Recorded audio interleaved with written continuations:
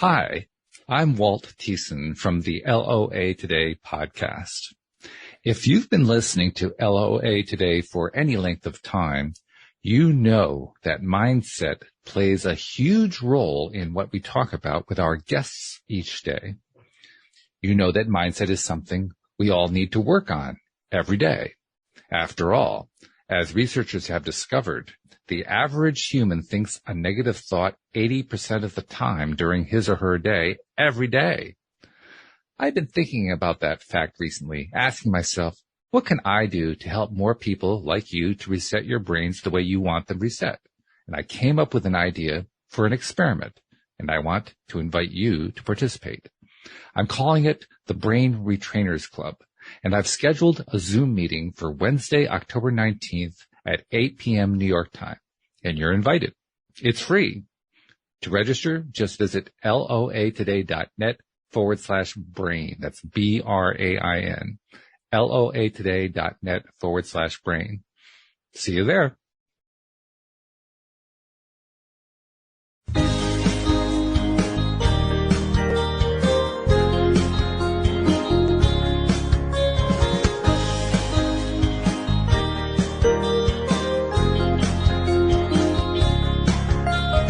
Welcome to LOA Today. I'm Walt Thiessen. With me today is Debbie G of Spirituality Gone Wild. This is your daily dose of happy. We are so happy you decided to join us today. And happy Friday to everybody who's listening live. And if you're listening to the recording, happy whatever day it is. I mean, it doesn't matter what day you're on. It's Friday. It's a Friday day no matter what you are. That's just depends on your attitude, of course. But I like to think of it that way. Even Mondays are Fridays. I don't know about you, Debbie. I think that Mondays can be Fridays if you really want them to. It's up to you. I think you're right. I think that even something like making up what day of the week it is just an idea behind. It's just a construct, really. That's right. Yeah. You know, I think we can celebrate whatever day we want a day. What a day. What a day. What a day. You know, it's so funny. I go from my head in the computer to talking. There's a transition. There is a transition. I have to just get it going, sort of like the Jack in the Box. Bing! There you go. Yeah. Just keep winding it. I'm excited to be here today. I'm excited too because we have a special guest joining us. She's a vitality coach. I love that title, a vitality coach. Her name is Megan Nolan, and Megan has a really great sense of humor. I got to tell you, and you'll find out why in a moment, Debbie, because she's great at coming up with really interesting and humorous cliches. For instance, for people who are having trouble with, sitting in an office chairs too much, she wants to take the ouch out of their slouch. I mean, that's right out of your ballpark, right? I mean, because you have all these little things you come up with, right? That is so cool. Or she tells the modern reality tale of sleeping booty and the 7 sneaky symptoms of sitting too much. I sure do. Yeah, and as I just mentioned, I was sitting in my computer. I love that. Mm-hmm. There you go. Yeah. But she works mostly with women. She helps success-driven women to press the pause button on their busy lives and to overcome and overwhelm and stress. She's also the creator of the Power Pause Method, that combines the tools of yoga, movement, breathwork, and mental fitness to be more profitable and productive. And she's joining us here today to tell us some of the secrets of how you do these things. So, Megan, welcome to the show. How you doing? Thank you so much for having me. I'm doing amazing. I'm grateful to be here. Glad to have you. So how did all this get started? Oh, that's a great question. Well, it all got started. I actually graduated from a program in Canada that was studying gerontology. So gerontology, as you may or may not know, is the study of aging. And after I graduated, I decided, oops, you know what? I am a very sensitive being, very empathetic, and I really didn't want to go and work in a nursing home, retirement home facility. So I decided to take a more preventative approach to aging so that we can age well and enjoy the quality of our life throughout each day. And instead, I moved to Hawaii and became a personal trainer. Ah. Yes. Okay. Oh my God. I love this. I'm curious. What island are you on? I currently live on Maui, but I originally moved to the Big Island. and I became a trainer. I worked at a gym, and after a while realized that although the big island of Hawaii is so beautiful, it just didn't really feel like home to me. And so I moved back to Canada, became a yoga instructor because I wanted to combine the two worlds, because there's so much benefit in the strength and the cardio and keeping your body and your muscles strong and healthy that comes from exercise. But I believe that there's a very important balance when it comes to integrating the mindfulness, the presence, the breath, the awareness of how we move throughout our world and our life that comes from the yoga practice. So I weave those together to help people to boost their vitality, their energy, their life force naturally, so that they can truly feel vibrantly radiant and energized and happy, which is why we're here today, right? So that we have the tools to not only thrive and be holistically healthy, but to truly live in that energetic frequency that feels good to all of us, and that joyful, elevated frequency. So it really comes from within, in my opinion. And so having the tools to help your body thrive then, of course, benefits your mind, your spirit, and your energy, and all of it. I love that. Who's your favorite yoga instructor? I have many. That's a good question. That I work with personally would be my teacher that I haven't worked with for a bit here, but Nikki Doan on Maui. But I believe there's a lot to be learned from every teacher. And I think everyone can be a teacher for us if we look at it that way. But, of course, one of the great masters of yoga was BKS Iyengar, and he taught us a lot. And he was very instrumental in bringing it from the east to the west, so that we can really begin to use the tools. I think Fridays are becoming Yoga Friday, Debbie, because we had Yogi Aaron last week, right? Great. We did. Yeah. Pain free yoga. Really interesting technique. I really dug it. But what I'm appreciating about Megan here is, one, the study of aging, because I'm taking that this coming semester, just because I think it's a really interesting study and I'm fascinated with it. Plus, it's way more interesting than regular biology, which is kind of cool, but not as cool as this. So I love that. But I love that you've taken an approach of preventiveness to be, I'm almost 55. I absolutely love what you're doing and am appreciating this. The idea that, but let's take someone, I'm half preventative and I'm half not preventative. Mm-hmm. In other words, I'm half healing. I'm half doing stuff to prevent, So let's just use me as your guinea pig. So I'm here and I'm 50. I spend a lot of time sitting. I spend a lot of time on the computer, and I heard you say it's a pause. You're looking to help people press that pause button. Mm-hmm. So how do we find the pause? That's a great question. And it is, it's challenging for a lot of people to pause, right? We've been taught that in order to be effective and useful, we need to go, hustle. But we know that takes its toll on us. And so I would always suggest that we start first thing in the morning with a pause. So I'm a huge advocate for morning routines in whatever shape or form. And for those of your listeners that are not necessarily morning people, the morning routine can happen anytime throughout the day, ideally first thing, but if it's later, that's totally fine. But really taking that intentional moment to not only set your intention for the day, decide how you're going to show up in the day, but activate your body, because we've been sedentary all night when you're sleeping.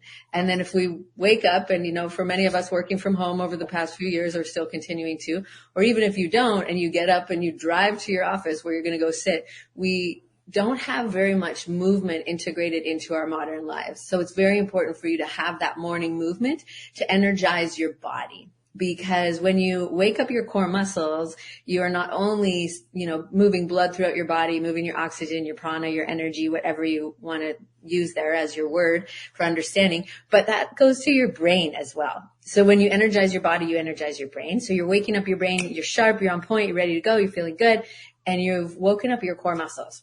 Because most people sleep on their side or in some sort of, funky position. So when you move into that strong posture, into strong physical alignment, not only does it affect your mental and emotional alignment, but it helps you to walk with that confidence and that energy and that poise, but also take care of aches and pains that can happen when we just sit in that rounded, ouchy slouchy posture, I call it, so that, you have those muscles that are awake. So when you gravitate into that posture, which we all do, let's be real, we might even be doing it right now. We can. And now I got to think about this. Right? I'm straightening up as you're saying this, right? I know.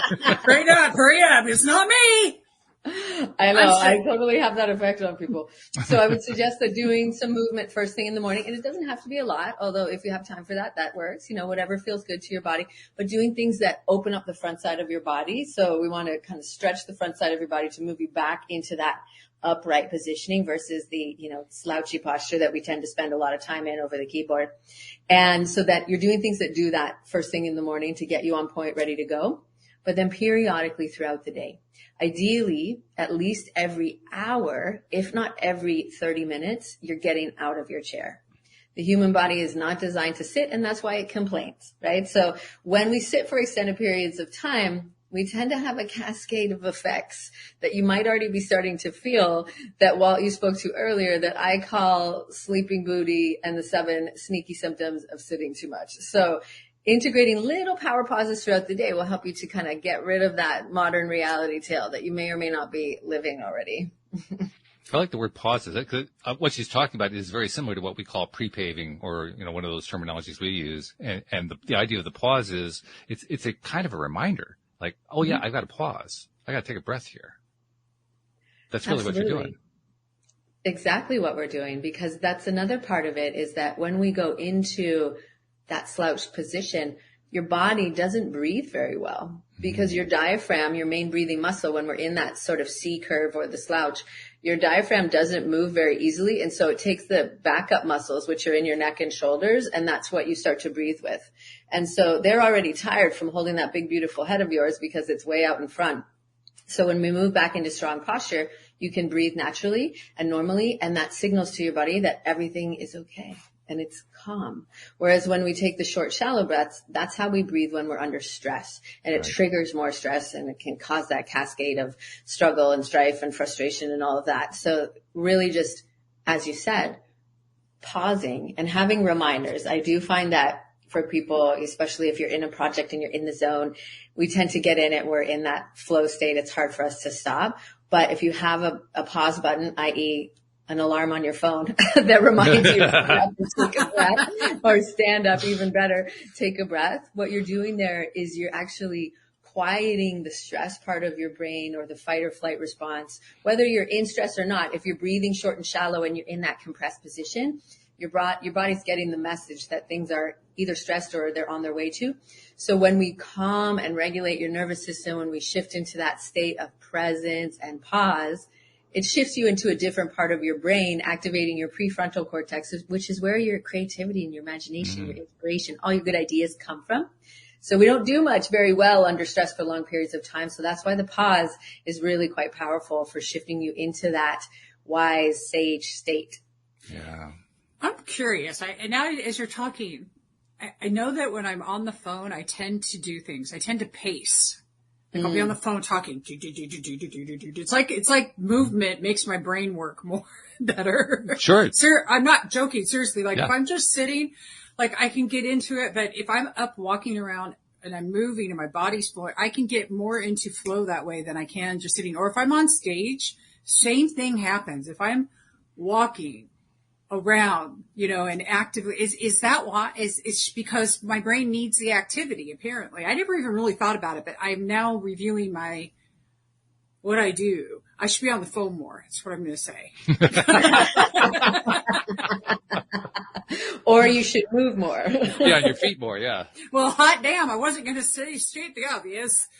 I had my jumpy jump on the ground, my rebounder, and I was jumping on I need to move those clothes that are hanging on it right now and just put it back down and do that.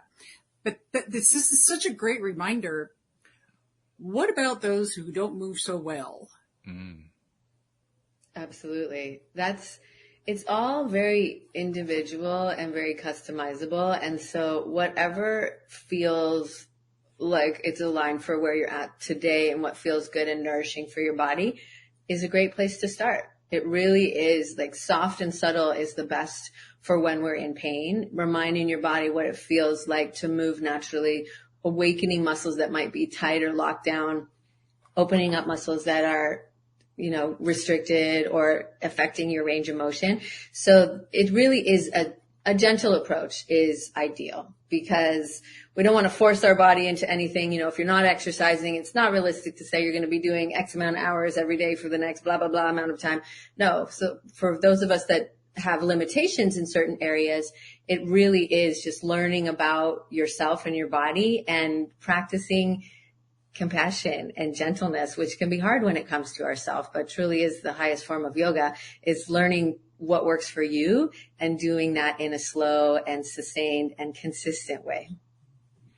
Yeah, not repetitive, but consistently returning to something and doing it over and over again is probably the most important thing we can do, because that's how you develop the habit. If you don't keep coming back to it, even if you're doing it for 5 minutes, just coming back to it helps to develop the habit. Whereas if you try to go out and do a big session and then you're dead for the next 3 days, you forget it. It's just, you didn't accomplish anything. You haven't gotten the new pattern going yet. So, I've always believed that building the habit was the most important part. Something I'm curious about, though, you're emphasizing two really great things. We love the idea that you're emphasizing mindset, and you're talking about the role of yoga in that. And of course, yoga, mindset plays a huge role in yoga. I'm also wondering, do you take a look at other factors? You think about, nutrition and supplements and, other things that other people point to, or do you say, no, really what you need is just to get your body moving and get your mindset going? I believe that a holistic perspective and approach is ideal, because if you're doing all the yoga and you have the great mindset, but you're eating junk food, they don't really outweigh each other. Yeah. So it's really important that we're nourishing ourselves in everything that we do. Nourishing with enough water, with enough sleep, with healthy foods and supplements as needed. I believe that it is a broader perspective is the ideal for each of us. But again, that's very individual to each of us for what we need. And so my focus is more on the movement and the internal state. And I do help clients really get into consistent habits, but with the core foundational elements of fruits and veggies, really just starting there, because there's so much that comes from that. And it's something that, oftentimes we kind of skip over because we're looking for this new fantastic system that's going to be the cure all and the end all. And if we just take a step back and we look at, okay, are we actually nourishing our body with whole foods? Then that's a really great place to start. And I do understand that with soil depletion over the years, there's going to be things that we don't get necessarily enough of from our food. So that's where supplementation comes in. But that's not my area of focus completely. I just speak to it from a broader perspective. And when you talk about vitality, because you're a vitality coach, that's a word that can mean a lot of different things to a lot of different people. What does it mean to you? To me, it means the vibrancy within, the aliveness that we all feel when we are feeling illuminated, we're feeling radiant, we're feeling, our best selves. That to me is what vitality is. And so that, as much as we can, nourishing that, nurturing that, and doing whatever feels good to you to do that, that to me is how I can really serve and show up. And so it really is that energy that we can feel, but not necessarily see within ourselves, but see around us. So the energy, the vitality that connects all of us. Okay. So when a client comes to you, and says, I'm interested in working with you, I have, my energy isn't great and yada, yada, yada. What do you do? How do you work with them? Are you basically giving them advice? Are you working through their life? What are you doing? That's a great question. One of the main things that people come to me with is the struggle and the frustration that they haven't been consistent with taking care of themselves. Okay. We all know we have the tools and, we have everything that we need inside of us, but oftentimes we need the support and the accountability to get back into that routine. And so we start there. And ultimately we begin with the end in mind, as Stephen Covey likes to say, is that we start from that end goal perspective of what will your life look and feel like, and what does that mean to you? And so we start there and we work backwards, because then we have that internal awareness. So there is that tool set that I like to share that I call expand the vision. So what we see for ourselves and go beyond this moment here and who the version of themselves in the vision is. So how do they walk? Mm-hmm. How do they stand? How do they move through the world? How do they start their day? So we start there because that gives us a lot of information. And then we create a routine around that goal set that they can start to integrate into their day. So we start with our morning routine, and I have a variety of tools, as many of your listeners do, that I really value, as far as journaling and meditation and gratitude and movement and water and all of those things that are foundational that sometimes we can forget. And so we create a morning routine that works for them, but integrates all of those parts. So the movement and the meditation and the mindset, so all into one session, so that it doesn't take forever. You know, we can make it customized so that it can be a 5-minute thing or an hour thing that they do consistently throughout the week. And then we do live sessions together where we are doing yoga and exercise so that they are having the tools to do it in between our weekly sessions, as well as that in-person support to really give them that specific, customization of, okay, I see what you're doing in this movement. Let's try to do this. And then it really unlocks a lot more awareness, a lot more strength, balance, control. So it's customized to each client, but really that's the foundation, is that we create a framework and a path for them that works for their life, their busy schedule, and then support them along the way through one-on-one sessions. And that's one option. I do have customized group programs as well as self-paced things that people can do on their own if they're looking for, just something to get them started. Mm-hmm. Sure. And you've returned numerous times so far to the idea of a morning routine. Morning seems to be the optimum time from your viewpoint. Why is that? For a variety of reasons. One that comes to mind first is that when we do something first thing in the morning, not only does it set the tone for the whole day, but when we do it first, it's way more likely to get done. Oh, okay. Later in the day, okay, I get it. It kind of dissipates after a while. Yeah, sure. It does. We can put it in the category of I'll get to it later, and later doesn't really usually happen. So that's the first and foremost reason. I agree. I love this. And I think that what we put into our body in all things from our eyes to our ears, our mouth, all of it, our nose, our senses in the morning, first thing, is really establishing the stronghold for the day. Look, I'm curious. Like, I have a mantra. My mantra is I'm going forward today with unconditional love to the best of my ability. Who may I be of service to in gratitude? And I always say to the best of my ability because we know that's all we've got, right?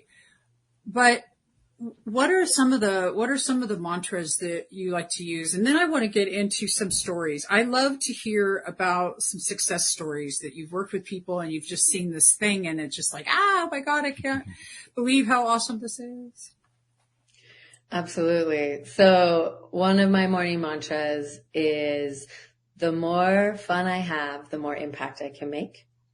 I remember, I release, I surrender. So there's a lot of layers in that one, but it really is coming back into the truth of who I am. And another one is, I step into the newness of this day so that I may be impactful and be of service.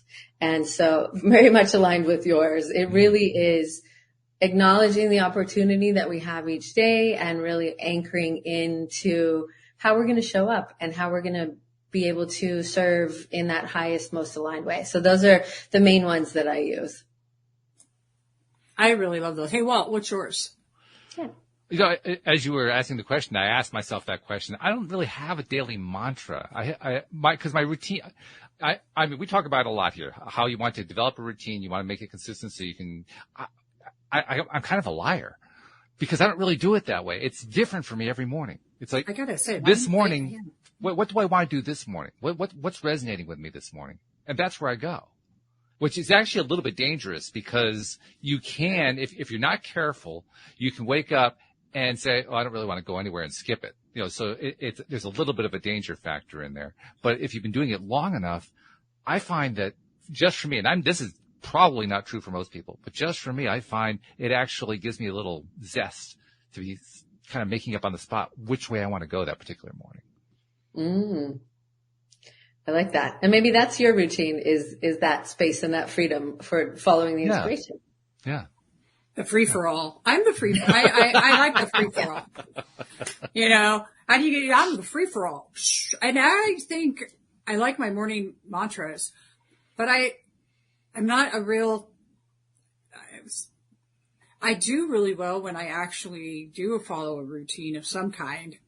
But yeah, I'm definitely not some mornings I get up really early because I have meetings, and the mornings I don't have meetings, I'm not getting up at all, and you know, that kind of thing. But I've been healing through some stuff, so that's normal for that. And I'll be healing through some more stuff coming up here. And so I kind of love that a little bit more relaxed kind of vibe. But, you know, you said early on, Megan, you said, you know, people are just in this rush, gotta do, and this and that and this and that. And I don't feel that that's true anymore. And Walt doesn't feel it's true. And Joe, my husband's about to find out that it's not true because he's going to retire and realize that, you know, it's a whole different world. And so I really appreciate that you were talking about that. I love that slowing down thing, even though when I'm in the middle of an event, I'm, you know, so I guess there's some appropriate time for that, I suppose. We're getting out world peace, man. Can't slow down. Anyway, I would love to hear about some of your favorite stories that really motivated you to give you the passion to do this. As far as my own inspiration or people that I've worked with? Anything that you want to share so that, you know, I want to hear the passion behind what you do besides what you've already been saying. But what was that moment? Like, I'll give you, for instance, like I just teaching about gratitude. I just love it. Sparking that G vibe. It's my thing, you know? Yeah, right. Exactly. That's it. Just totally just, you know, getting into that moment. But it's there's that look in someone's eyes when they're like, God, I love myself, you know, or something like that.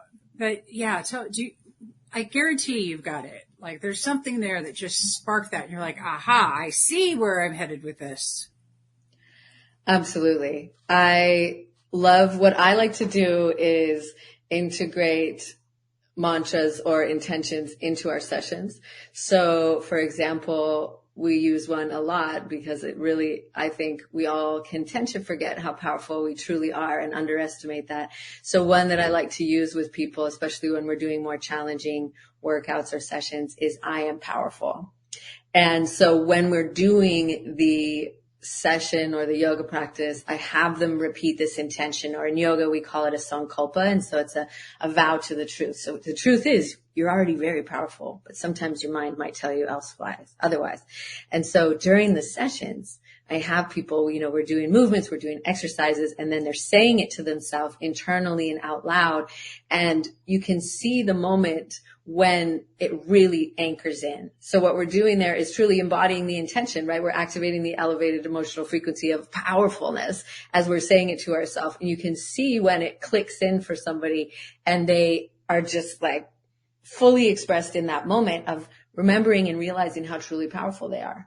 And you can see that luminosity that comes from it, you know, and oftentimes goosebumps that happens either for me or for them. And they just have that moment of, yeah, I am, you know, and being able to really embody it completely. That to me is such a beautiful moment because they are in that space of recognition. And, you know, so often our mind can take us in so many different directions and our heart knows the answer. And so when people have these moments of yes, and they walk in and you can see how their body has responded to the sessions. For example, I still have a client named Amber who has released over 60 pounds, but really wow. The change that happened to her internally is even more powerful because the tool set of yoga, the knowledge, the knowing has unlocked this amazing confidence and presence within her that has then rippled into everything else, her relationships, her business, her brands, everything she believes and has,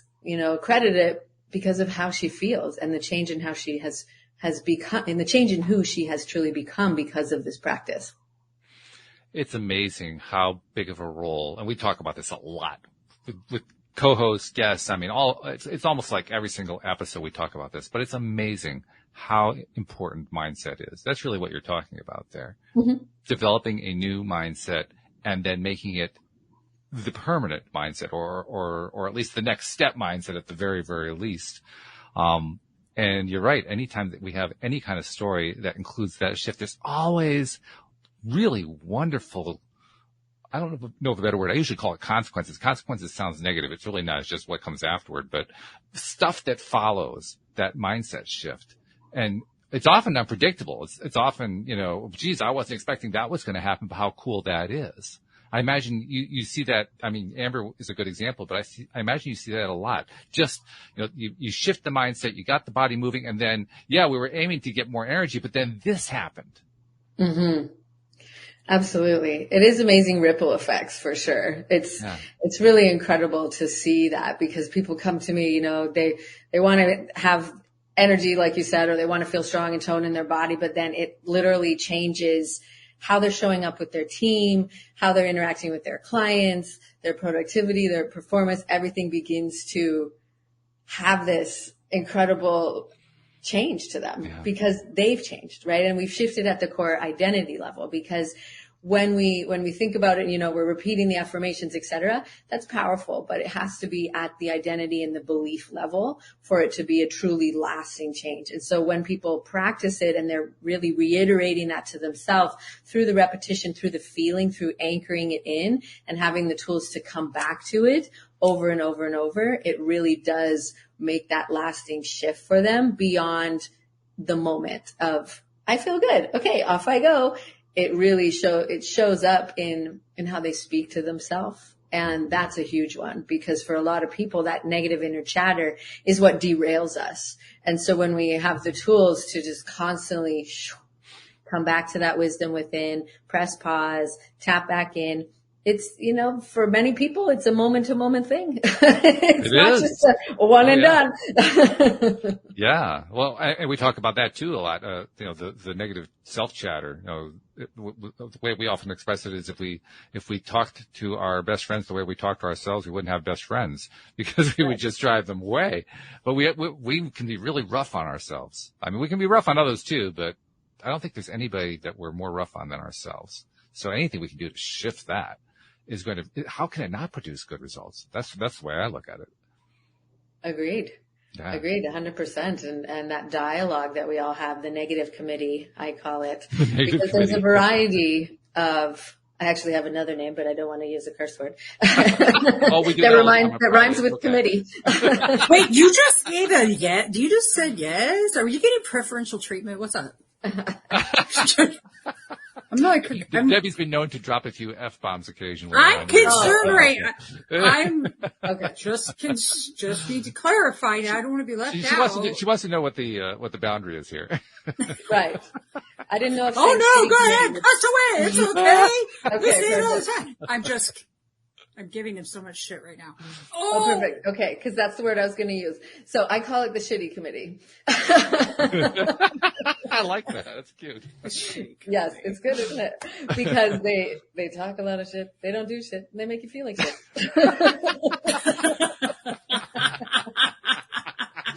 I know. It's so funny, but it's so really accurate, good. Right? And if you start to take a look at it and we have this sort of levity to it, and we begin to recognize like, oh, there you are again, and even give them names, because we all have these different varieties of like the hyperachiever that's pushing us like go, go, go, go, go. And that one for me is like Harry, the hectic hyperachiever. Or, when we shift into that like very, I don't know if I'm going to do this right now. I'm going to not do this. I'm going to go and like clean a million drawers in my house, and, we're avoiding things. And so there's all these different strategies that the committee has. And again, it is that, okay, is this in alignment with my soul, or is this my mind trying to like stall my progress and my evolution and my growth, and starting to just recognize those different sneaky ways that they are trying to derail us, giving them names, kind of laughing at it when we catch ourselves in it, to give that space, because it's not who you are. Your soul knows that you have the possibility and the potential, and that's truly I believe is the ultimate mindset shift, is coming back to that inner recognition of knowing that you have the tools, you have the presence, you have the power to choose how you're going to show up in every moment. But the collective is going to be squawking in your ear the whole time, trying to derail you and keep you safe, right? Because what's their number one strategy, and their number one, project or tool or purpose is keeping you safe and surviving, right? That's your brain's purpose. It's not to get you out there and expand into, a multinational company or whatever it is you're going for. It's to keep you safe and small. And so really just recognizing that in each moment, it's an ongoing practice. That phrase has been used so many times here on the program, keeping you safe. It's gotten to the point now where it almost feels like a negative. It really does. I love the negative self-talk. Is just, I want you all to think about you've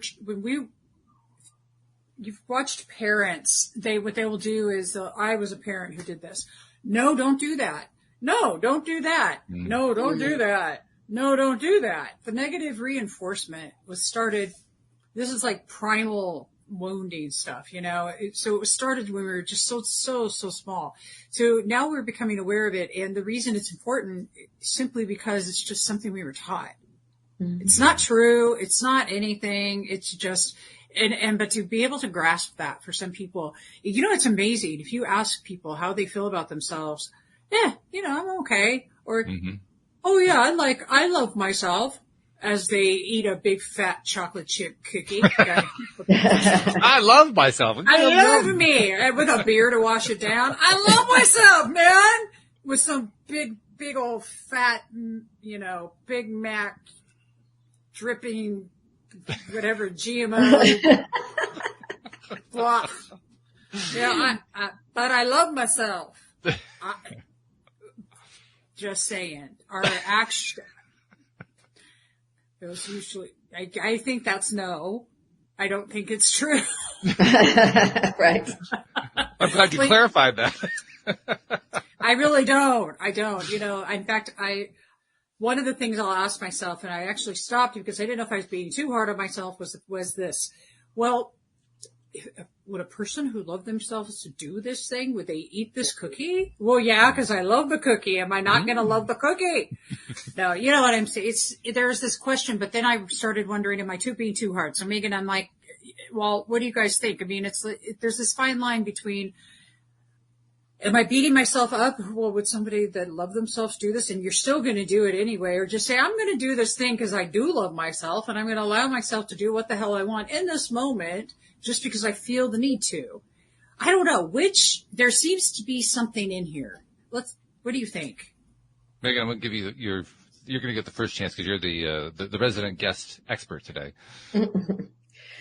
I love that conversation, because there is so many times when we feel like we might be doing something just because it's an old habit or it's kind of programmed in, but it is really that moment to pause and recognize, okay, is this what is going to feed me and feel good about? And like emotionally, I'm going to feel good enjoying it and after, or am I going to do it and then beat myself up after it? It really is so important for us to remember that there's ups and downs to everything, and just taking that intentional moment to say, okay, is this the time when I want to enjoy a cookie?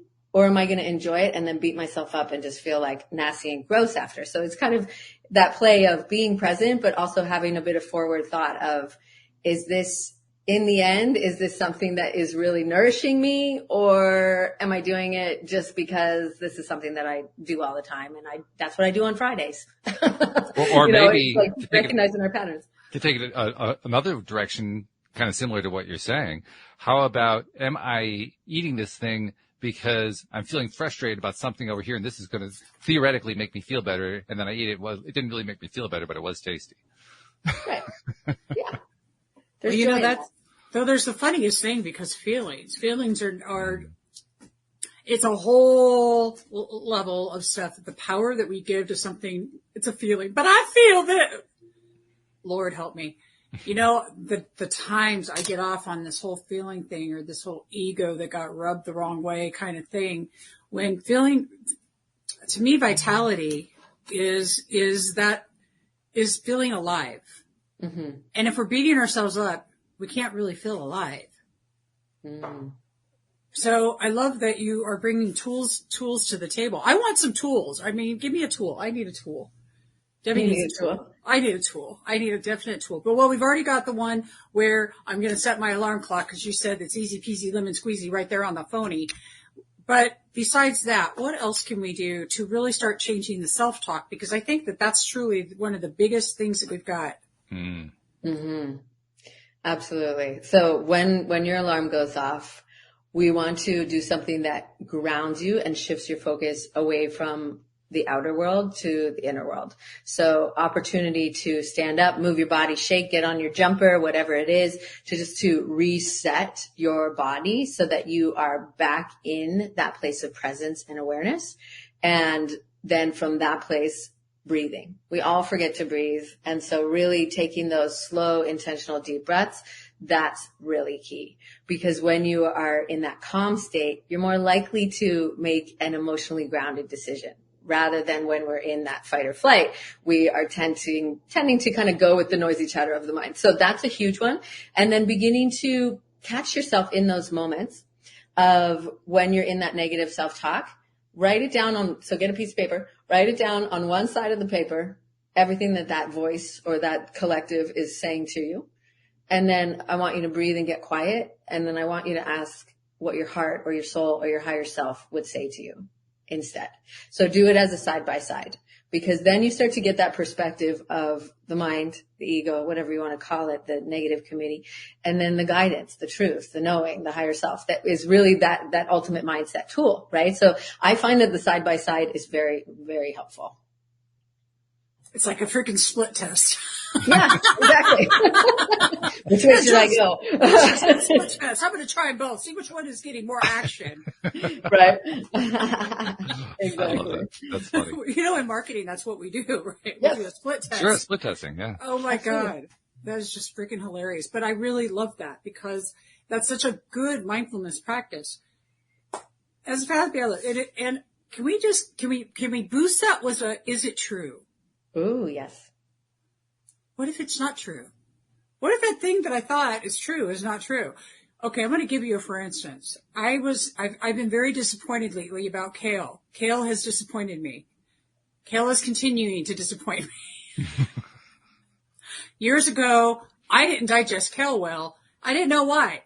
And then for all you kale lovers, I don't know why our body, apparently it was used as a garnish. Somebody decided to eat it once and thought it was a good idea.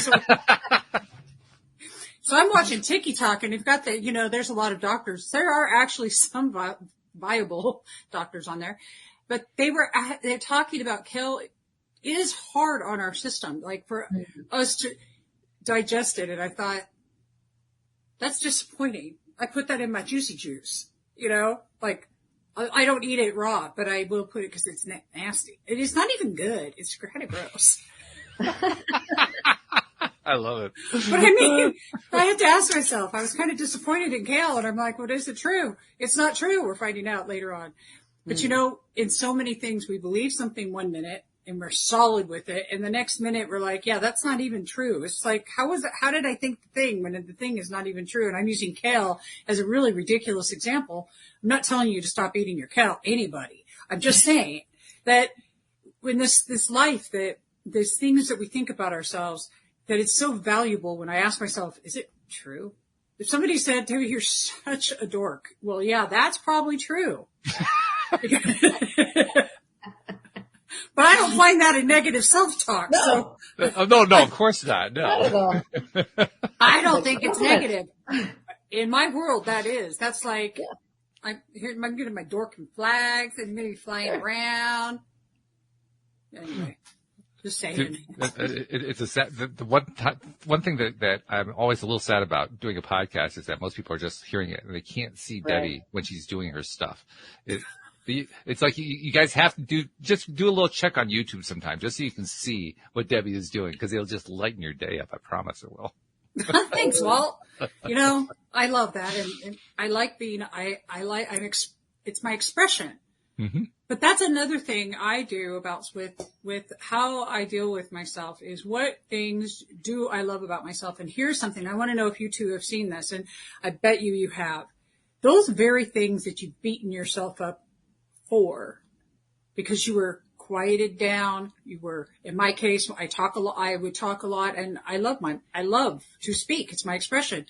But those very things, all of those things you used to beat yourself up about are actually your attributes. Mm-hmm. Those things that you sit and you blah, blah, blah about yourself, you've got an attribute in there that you've been snuffing out because of a belief system somewhere along the way, because you were taught that it wasn't okay. So I challenge, is that true today? Mine was how much I talk. And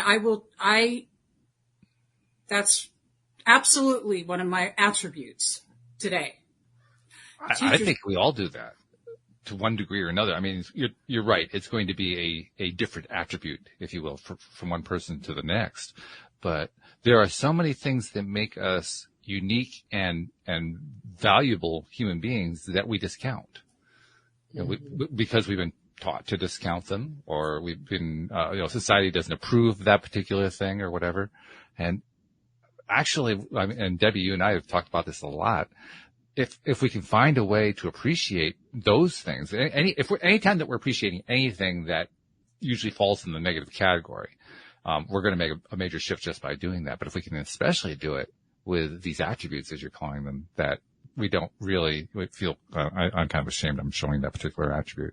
You know, if we can find a way to appreciate that, then all of a sudden it becomes a superpower, which was not what we were thinking before. That I think is what you're getting at. Yeah. So. Absolutely. I know it's interesting when we start to shift our perspective on those things, and then we can almost lean in and get more curious about it, because it, like you said, Debbie, is something that becomes a beautiful form of self-expression. And somewhere along the way, somebody told us, just, or don't do that, and right. You're coloring outside the lines. You need to, and all of those things. And then now we get to, as grown adults or growing adults, evolving humans, whatever we are, we get to begin to shift that, right? It's like we have this set of training wheels that we rode through part of our life with, and now we get to take those off and take a look at them in a little bit more of a empathetic and compassionate light, and learning to witness all those little things that make you sparkle and that light you up, and that maybe were kind of snuffed out for a bit, that you can now begin to integrate and love. And I kind of see them all as petals that make up the flower, right? And if we're constantly plucking off or hiding that one petal, then the flower doesn't get to like fully expand and show its beauty. And so how often are we doing that to ourselves? How often are we kind of tucking that away because it might be too much or this or that, when it can be something that we begin to really lean into and own? And that's where we can often find that place of connection with other people that we're like, oh yeah, I'm a dork too. And then of course it is that, a bonding factor potentially, I've found, sure. At least for me. No, I love that. And actually you brought up, okay, so we've heard the word shame. So if you feel shame about it, you're hiding from it. When humility, humility, when we really see her, I think humility for me shows me the real side of me, because humility is this beautiful place. It's like, yeah, I did that. Yep. There's no shame in it. Yep. That's part of who I am. I love that. It's acceptance. But then you said, it's also connection. When you can recognize that thing that you can connect with. And I really appreciate that. And I'm imagining, Megan, that one of the things that you help people do is to reconnect with themselves. So as we're coming on this last, 10 minutes or so, I'm just curious, like, how did you reconnect to you? And did you ever feel disconnected? And if so, what did you do? And how do you help others reconnect to that space?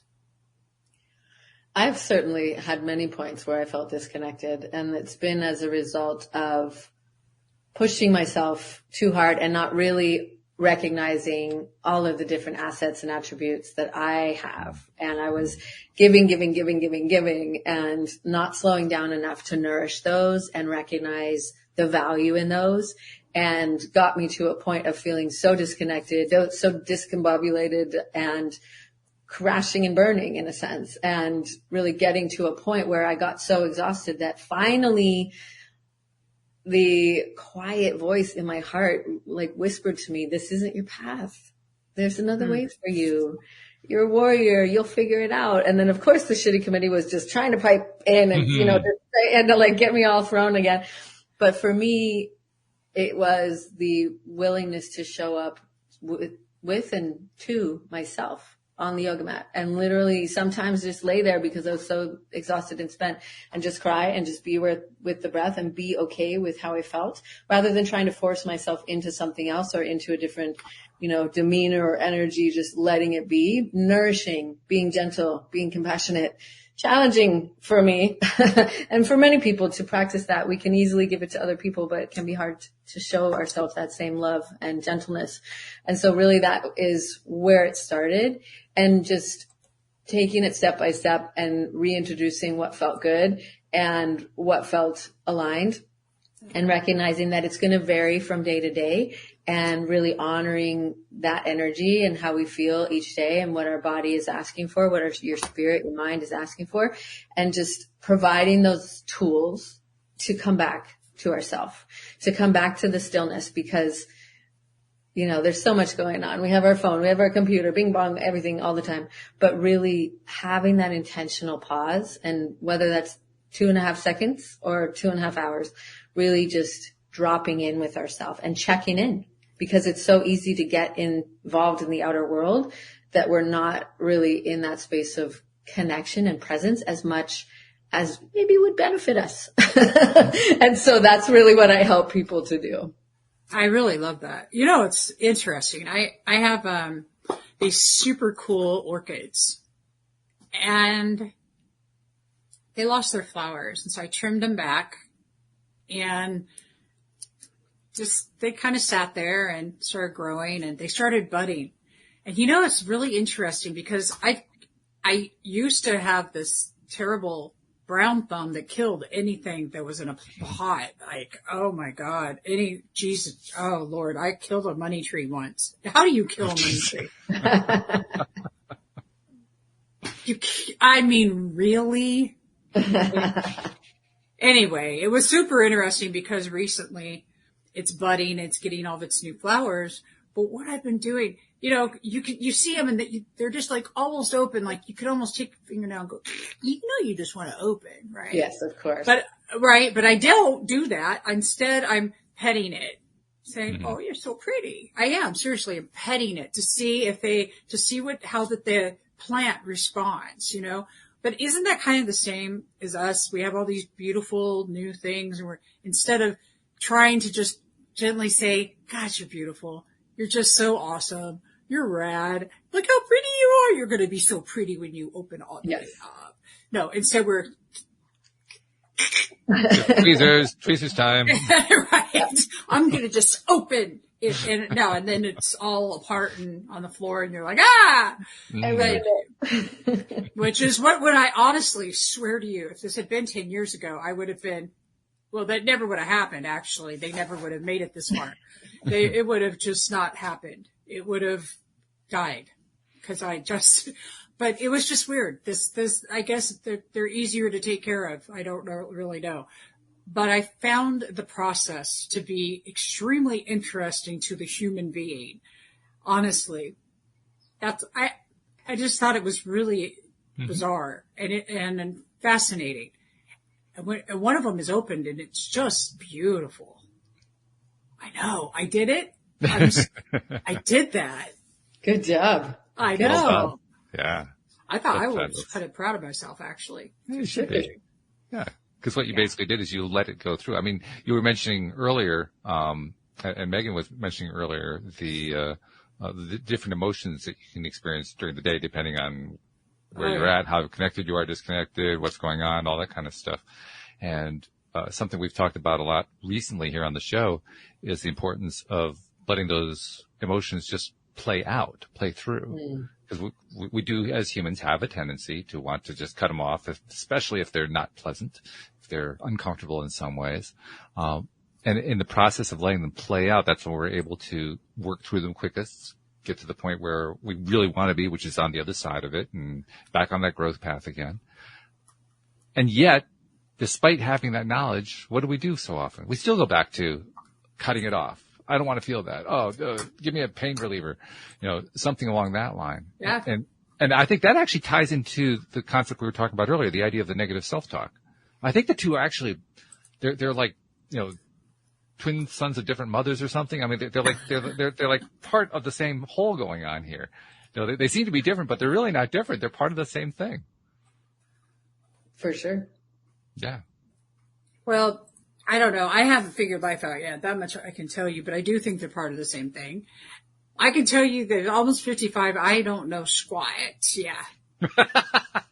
I don't. I get up every day. I'm just like, the very thing that I thought, I had an experience come up recently where I said, okay, you know how sometimes people get together, I don't know. I'm not going to get all into it. I'm just going to say this. I had this experience where I had to really come to terms with the fact that I just am okay. People can think what they're going to think, and I don't need to correct them. Then I heard that menopausal women do that kind of shit because we don't need to put anybody else first because we're not looking for a partner anymore. We're like, So I'm dead serious. I heard this, and I was like, damn, all right. Not sure there's a balance somewhere, but I'm just going to be with the first one. To me, that sounds like what we were talking about earlier. What's the mindset? Because there's a definite mindset going on there, right? Totally. But I think that there is, but I was just, it was interesting that there was this idea that the hormones that we're no longer producing are creating also this effect in us. I don't know. Our bodies are a trip. And that's why I say I don't know squat, because every day it just seems to be changing. No matter how much I think I know, I wake up the next day and it's like, okay, I'm going to learn something new today for sure. And I did today. And I want to say thank you very much. And I love the reflection. It's wonderful. And that's what's so much fun about these conversations is they're so full of reflection and connection. And so I really appreciate you tremendously, Miss Megan. Thank you. I appreciate both of you and your listeners as well and the opportunity to be here. I agree. I think we're always on this journey of learning and letting go and becoming and unbecoming and all of it. If we choose to see it, right? To our point of mindset, it's that perspective that we take and going into each day with curiosity, each conversation with curiosity rather than this, hard and fast, this is how it's going to be, because chances are we don't know. I love that word. Mm-hmm. I love the word curiosity. Oh yeah. I like what they came from the Ted Lasso TV series. Be curious, not judgmental. To me, that's like those are the two opposites of the same pole, so to speak. And if you are not being curious, look out because you're probably at the other end.